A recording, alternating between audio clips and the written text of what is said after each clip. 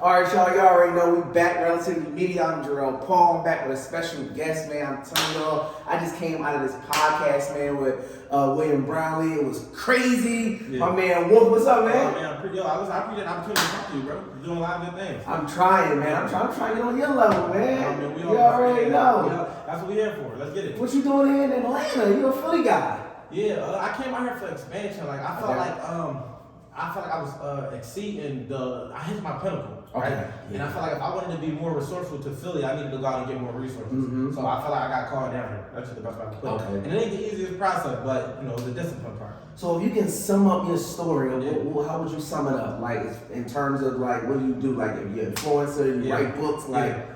I guess honestly, I'm passionate about helping people. Okay. And everything I do is geared towards that. So if we talking about the marketing, it's about helping people get their businesses out there. Yeah. We talking about the books I write, it's about helping people expand their mindset and their perspective and their level of understanding. We talking about fixing credit, it's about helping people elevate, understand financial literacy and be able to do different things with it. So everything I feel like doctors help people, police officers help people, firefighters help people, myself, I help people. So. Where did it come from? Where did that gut feeling to help people, where did it come from? Honestly, they've just always been who I was. I don't even find it funny, like when you look back to yourself as a child, you're like, certain things was always in you. Yeah. And I feel like that, like I was always a leader, but I feel like I had a transition because you can lead people the right way, you can lead people the wrong way. And when I was younger, I was a kid, so I didn't understand my influence and the fact that even if I didn't tell you to do something, that if I did it, it might influence you to do it. So when I became more self-aware, it made me change how I was leading. But I feel like I always was a teacher and a leader. What was the moment that you felt like, yo, I can lead as my career? Like this I can monetize. That's a good question. It wasn't until December 17, 2016, I went to a seminar, and I had watched one of my mentors.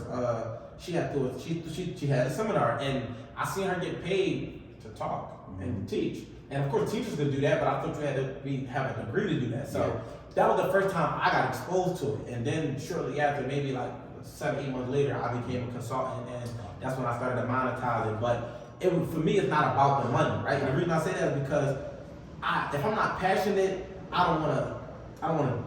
Like if it ain't attached to my purpose, it don't align with me. It's a waste of time. Yeah, I feel empty. So you can hand me a dollar amount, but I still feel empty if I didn't fulfill whatever I was sent to do, whatever. So that's what I noticed too. So it ain't really about monetizing my career. It's really just about surviving within my purpose. Cause like I got bills. So I want to do better than survive. Let me say that. I want to be wealthy, but that's at the minimum. So at the minimum, like I didn't make no money writing my book. Okay. I made money when I sold the book. Okay. So the months it took me to write it was free. Once I got it, it became a product that I could sell. So I think it's just about getting to those milestones of completion towards I can then monetize it that way. Okay. I heard you mention seminar. How important is investing into yourself? It's the most important thing. Like what we eat, how we exercise, what we consume. Like I don't even listen to music 80% of the time. I listen to audio books, YouTube videos. I just started getting a podcast when I got the podcast. I never really used to listen to podcasts, but those things, because at the end of the day, like the things we consume, whether consciously or subconsciously, still affect our energy. Okay. So when we talk about investing into a seminar, it's like if you were paying for information. Information could be free if you go out and get it. But if somebody gives it to you, then you gotta respect their time, which is attached to the information they're giving you because they did the work. So it's like I respect your time. So if you paint, I probably could paint my wall, but if you paint my wall, I'm gonna pay you because you saved me time and I respect your time. You might do it better. So when we think about seminars, investing in yourself is really it's like if you were invested in somebody else, why would you invest in yourself? Exactly. You know what I mean? If you were sitting here and pay to go see a movie, pay to go watch a game, or pay to download an app or whatever it can be, like why wouldn't you put that money into download information for yourself to be able to become whatever you're trying to become if this is what you want? Exactly. Yeah. I agree with that. On your journey, what struggles have you faced, like just trying to be a black entrepreneur? I feel like I face struggles every day. Like, I feel like every day is a struggle, but it's about like you gonna see shit or you gonna see sugar. You know what I mean? It's about your perspective and how you view it. So for me, I think my most common struggle is myself. I'm my biggest obstacle Because it's like, I'm the one that's telling myself I don't feel like getting out of bed. It might not even be me, but it's something in me that might make me want to deviate from what I should be doing at times. So the struggle comes within the discipline, but becoming more self-aware allows me to develop that discipline because we're human. So I don't want to sit here and just talk about the financial struggles I have because they all come from making bad choices. Everything starts with me. So even when my money go down, when I reach those lows, it's because I made choices or the lack thereof. Okay. So I didn't get up and do what I was supposed to do, so I don't have money. Or I got money and then I spent it on things that I probably really didn't need. So I always became my biggest struggle. I'm overcoming because it's a process. I agree. Real quick, 3 things, right? 1, 2, 3. Name 3 things that you think that will help the young people in trying to identify what their purpose and what their plan is. Because you seem like you're doing a great job. Appreciate that. I think really it's just patience. Mm-hmm. You know what I mean? Seeking knowledge, but also applying application. So like it's one thing to know, but it's another thing to do, right? So I think so having patience, and then of course I'm gonna say God. God is first, like following God. But I want to give you 3 things on top of that. So I'm gonna give you a bonus. Patience, the knowledge, because we only can go to the level in which we only can grow to the level in which we know. So knowledge, and then I would have to say, really just focus. Okay. Staying focused because there's so many things that seem to distract us, and we human. Like it's easy to be distracted, but if you say you want it, remember it's what you said you want.